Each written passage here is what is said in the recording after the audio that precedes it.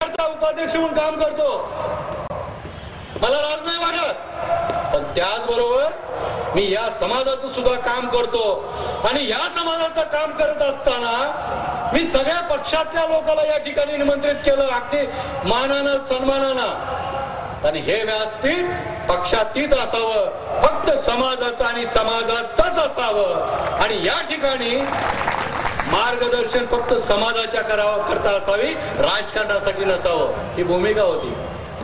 पण काय झालं, आपली सुरुवातच रामभाऊनी केली. ज्येष्ठ माझ्यापासून मी क्षमा मागतो त्यांची.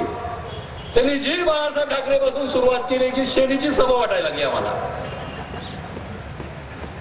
त्यांचं चुकीचं नाहीये, पण ठिकाण चुकीचं आहे. त्यांनी शिवसेनेचं बोलायचं, मी राष्ट्रवादीचं बोलायचं, आणखीन कोणीतरी कुणाचं बोलायचं. त्याला आहेच ना पक्ष.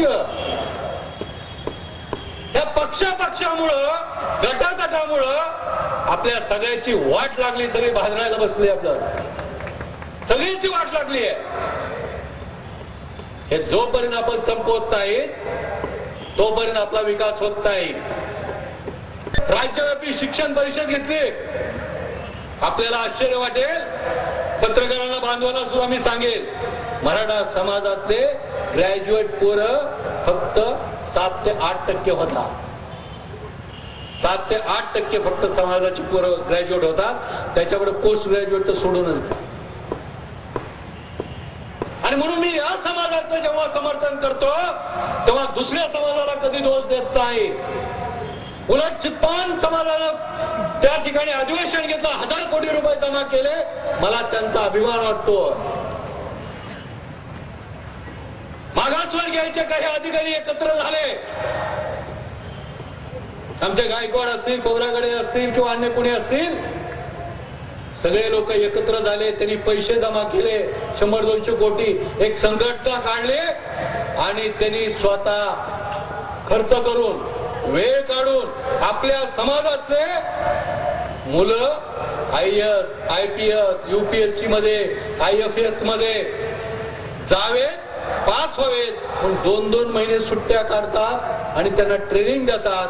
त्याच्यामुळे आज अनेक ठिकाणी मागासवर्गीय समाजाचे सगळे तरुण मुलं विविध ठिकाणी अधिकार पदावर असतात. हे त्यांचं कर्तृत्वाचं यश आहे. ते परिवर्तन ही मुख्य एक वैचारिक परिवर्तन. सगळे मतभेद गाडा आणि एक व्हा. राजकारण जेव्हा करायचंय तेव्हा तुम्ही जरूर राजकारण त्या पक्षाचं करा, त्याच्यात काय हे नाही. पण जेव्हा समाजाचा विषय येईल तेव्हा कॉमन मिनिमम प्रोग्राम आपल्याला राजकारणी लोकांना जास्त माहिती आहे.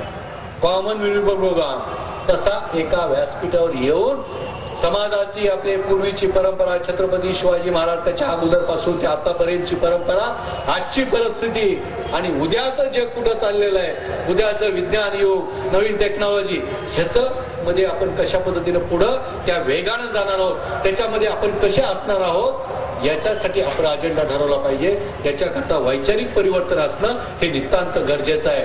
आणि म्हणून वैचारिक परिवर्तन हे फार महत्वाचं आहे आणि त्याच्याबरोबर शैक्षणिक परिवर्तन हे असल्याशिवाय तुम्ही काही करू शकत नाही. आणि तिसरं आर्थिक परिवर्तन.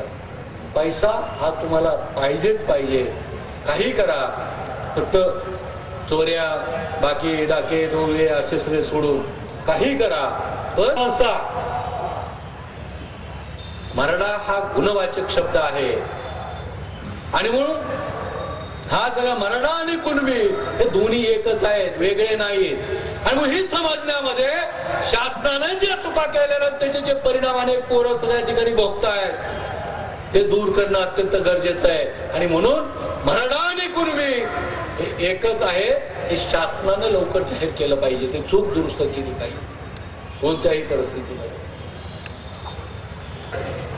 त्याच्याबद्दल आमचा काही आक्षेप असायचं काही कारण नाही, ते असूही शकत नाही, आमचा अजिबात नाही. का अनेक वर्ष जे पिचलेले आहेत, जे मागास राहिलेले आहेत, त्यांना न्याय हा निश्चितपणे मिळाला पाहिजे या मताचे आम्ही आहोत. परंतु त्यांना न्याय देत असताना ते केवळ फक्त त्या जातीमध्ये जन्मलेले नाहीत, आरक्षण ज्याला मिळते त्याला, आणि जे अत्यंत गरीब आहेत, उपाशी तपाशी राहतात, ज्यांना आरक्षण मिळतं त्याच्यापेक्षा गरीब आहेत शेजारी राहून, अशा लोकांना केवळ ते त्या जातीत जन्म घेतला नाही म्हणून त्यांना जर अन्याय करत असाल तर हे सुद्धा बरोबर नाही. आणि म्हणून बस ऐकलं बाबा, हे बसतो बाबा, आता ऐकलं. याबरोबर बाबा आज आपण गुरुजी हा आपण वर्धापन दिनाचा कार्यक्रम घेतोय. गेल्या वर्षी जे राजाभाऊ ठाकरे साहेबांनी सांगितलं, या विदर्भातल्या मंडळींनी सगळ्या ताकदीनं त्या ठिकाणी वर्धापन दिनाचा 5वा कार्यक्रम शेगावला गजानन महाराजांच्या पावनभूमीमध्ये घेतला. आणि थोडे नाही, शिवसंग्रामचे सैनिक 2.5 लाख लोक, 10 एकरची जागा कमी पडली होती. आणि मगा सांगितल्यानुसार असंच व्यासपीठ होतं, कोणीही नेता आम्ही बोललेला नव्हता, ते नेते ना आम्ही नेते, असला कार्यक्रम होता. 2.5 लाख लोक, सगळे शेतकरी. ज्या शेतकऱ्यांनी आत्महत्या केल्या त्याच्यातले 75% शेतकरी हे सगळे मराठा कुणबी आहेत. त्यांचं अश्रू कुणी पुसायचं. आणि म्हणून आम्ही त्या ठिकाणी मागणी केली होती की शेतकऱ्यांची संपूर्ण कर्जमाफी करा. आम्ही देशमुख साहेबाला भेटलो, पवार साहेबाला भेटलो, आर पाटील साहेबाला भेटलो. सुदैवाने या महाराष्ट्राच्या आणि देशाच्या शरद पवार साहेबांसारखा एक चांगला माणूस, शेतकऱ्याचा जाणता माणूस, शेतकरी कुटुंबातला कृषी मंत्री झाला, ज्याला शेतकऱ्याची जाण आहे, भान आहे. आणि त्यांनी ह्या सगळ्यांचा विचार केला आणि शेतकऱ्याची कर्जमाफीची घोषणा केली. फक्त ती कधी आहे तेवढं फक्त हे नाही. आता श्रेय घेण्यापासून आपले सगळेच पक्ष पुढे चालले, त्याच्यात आम्हाला काय पडायचं नाही, फक्त व्हावं एवढीच आमची इच्छा आहे. त्यात सगळ्या देशामध्ये पहिली मागणी करणारे शिवसंग्राम. आपल्याला अनेकाला वाटेल नुसतं आम्ही मागणी करतो, तो नुसतं बोलतो असं नाही. कोकणातले अनेक मंडळीत आमचे पदाधिकारी इथं आले, त्यांना विचारा. कोकणामध्ये आंबा पिकतो सगळा, त्या आंबा उत्पादक शेतकऱ्यांना आम्ही मुंबईमध्ये आंबा महोत्सव घेतले अनेक, आणि त्यांना मोठं मार्केट मिळवून दिलं. पहिल्या वर्षीच घेतल्याबरोबर 10 कोटीचं मार्केट त्याला मिळालं. नागपूरला आम्ही संत्रा महोत्सव घेतले, ते दिल्लीला नेलं, मुंबईला आणला. आज अनेक जिल्ह्यामध्ये आम्ही शिवसंग्रामच्या वतीनं शिवसंग्राम ग्राहक स्टोअर सुरू केले. डायरेक्ट शेतकऱ्याकडून त्यांना हे करायचं काम करतोय.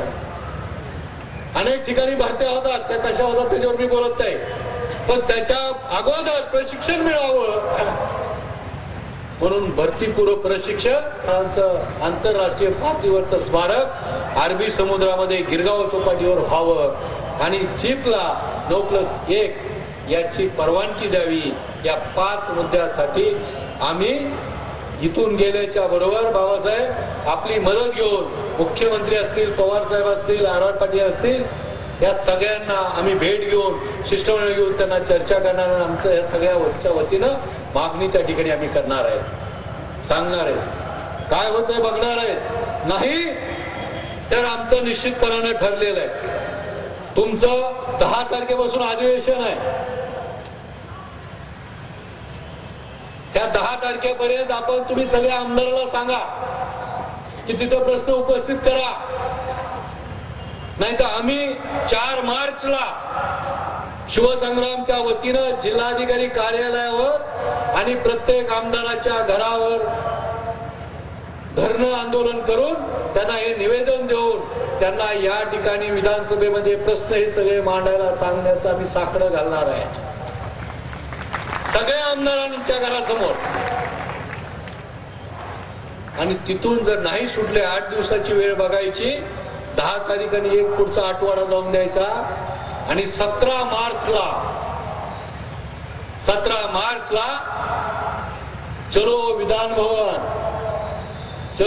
भवन घेऊन आम्ही विधान भवनावर धडक मारल्याशिवाय राहणार नाही. 17 मार्चला ह्या सगळ्याची तड लावल्याशिवाय आम्ही मग उठणार नाही. पूर्वीचं जे पाटील होतं,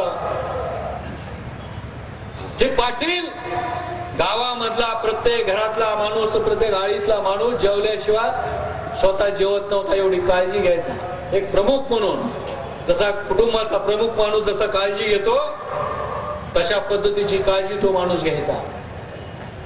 आणि म्हणून हा समाज कधीच जातीवादी नव्हता, आजही नाही आणि पुढेही असणार नाही. हा समाज जातीवादी, तो सगळ्या 18 पगड जनजातीला बरोबर घेऊन जाणारा हा समाज आहे, त्यांना न्याय देणारा हा समाज आहे, कुणावरही अन्याय नाही. आणि म्हणून या संघटनेची भूमिका आहे की तुम्हाला फक्त तुम्ही तुमच्या समाजाचं काम करत असताना दुसऱ्या समाजावर टीका टिप्पणी करण्याचा काही, छत्रपती शाहू महाराज यासारखा ज्यांनी वैचारिक पुरोगामी विचाराचा वारसा सगळ्या महाराष्ट्राला देशाला दिला, त्या जिल्ह्यातून, त्या शाहू महाराजांच्या जन्मभूमीतून, त्या ठिकाणावरून हे वैचारिक ज्योत संपूर्ण महाराष्ट्रामध्ये पेटवत न्यावी म्हणून या कोल्हापूरची आम्ही निवड केली आहे. आणि म्हणून आम्ही गेल्या 1 महिना झालं सगळ्या कोल्हापूरमध्ये आम्ही या दृष्टीने प्रयत्न करतोय. म्हणून कोल्हापूरवासियांना माझी नम्रपणे विनंती आहे, इथं येऊन विनायक पेठेला काही महानगरपालिकेमध्ये उभं राहायचं नाही किंवा विधानसभेमध्ये उभं राहायचं नाही. इथं प्रत्येक माणूस जर समाजाचा मोठा झाला त्याला काही हात सुद्धा पसरला नाही कोणाच्या समोर. आम्ही सगळ्या लोकांनी, महाराष्ट्रातल्या लोकांनी इथं येऊन त्याची सुद्धा तजवीज करून स्वतःच्या खर्चाने हे सगळं आम्ही उभा केलेला आहे. म्हणजे याचा अर्थ सरळ आहे की आम्हाला प्रामाणिकपणानं फक्त समाजकारण करायचंय, सार्वजनिक काम करायचंय, कोणतंही राजकीय स्वार्थ अजिबात करायचं नाहीये. आणि म्हणून या चांगल्या कामाला आपण साथ द्यावी, सोबत द्यावी आणि मोठ्या माणसांनी सगळ्यांनी आशीर्वाद द्यावी. आणि तरुणांनी जर खऱ्या अर्थानं आपल्याला जर काही उद्याचं भविष्य घडवायचं असेल तर आपण सगळ्यांनी एकत्र यावी आणि एकत्र येऊन हा शिवसंग्रामचा झेंडा हातामध्ये घेऊन त्याचा जय जयकार करत, हर हर महादेव करत आपण पुढे वाटचाल करून निश्चितपणाने आपण चांगलं ध्येय गाठू शकू, याच्याबद्दल मला अजिबात शंका नाही. आणि त्या दृष्टीनं काम या ठिकाणी करावं. हा मेळावा घेण्याच्या करता बाबांचं मार्गदर्शन फार मोठं लाभलंय, बाकीच्यांचं लाभलंय. आणि विशेषतः आमचं कमलाकर भोसले असतील, आमचं मदनराव पाटील असेल, त्यांचे सर्व सहकारी असतील, रात्रंदिवस गेले 1 महिना झाले झटतायत. त्यांचं कौतुक करावं तेवढं कमी आहे. परंतु एक मदनराव किंवा एक आमचा कमलाकर, या दोघांना काही होणार नाही. साधा टेबल उभं राहायचं म्हणलं तरी 4 जण लागतात, खांद्यावर न्यायचं असलं तरी कुणाला 4 जण लागतात. म्हणून एकाला 1, 2ला 4, 4ला 6 ही संख्या वाढवत न्यावं लागेल.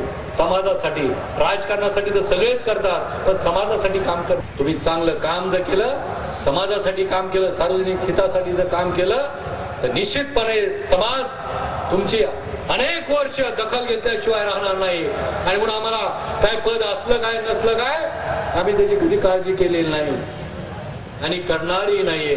फक्त केवळ समाजाचं काम करण्यासाठी आम्ही कायमस्वरूपी झटत राहणार आहे आणि झटतोय. आणि आपण सुद्धा तशाच पद्धतीनं काम करावं एवढीच माझी आपल्याला नम्रपणाची हात जोडून विनंती आहे. गुरुजी, आपण लांबून गेले 3 दिवस झाले प्रवास करत करत आपण इथं आलात, आपले किती उपकार मानावं याच्यासाठी माझ्याकडे शब्द नाही. व्यक्त करतो, बाळगतो आणि माझे 2 शब्द संबोधतो. जय हिंद, जय महाराष्ट्र. परमपूज्य भैयूजी महाराज शिवसंग्राम संघटनेचे